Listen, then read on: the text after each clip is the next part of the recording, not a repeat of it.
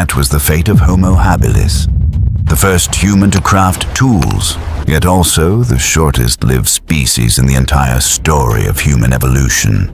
A tragic paradox. Intelligence opened the door to the future, but the body was too fragile to reach it. More than 2.4 million years ago, across the dry plains and the Great Rift Mountains of East Africa, a small creature began to step out of the shadows of evolution. They were not as massive as the giant apes, not as swift as the antelopes, nor as fearsome as the saber-toothed cats. But they possessed something no other creature had before, the idea of a tool. Archaeologists named them Homo habilis. Their first remains were discovered in Olduvai Gorge, Tanzania, fossilized bones lying among hundreds of broken stone fragments. Standing only about 1.3 meters tall and weighing 30 to 40 kilograms, Homo habilis would have looked like a small child beside a modern human.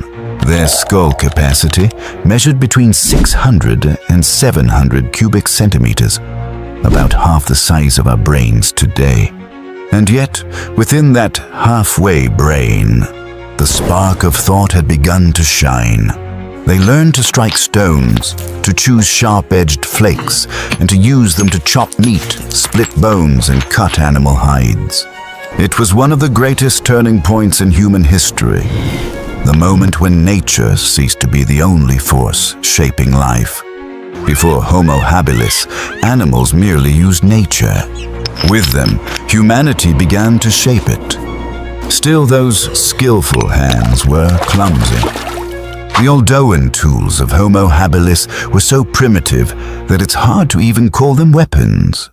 They couldn't help in hunting large prey, only in scraping the leftovers from carcasses abandoned by lions or hyenas. Droughts, floods, wildfires, and constant famine.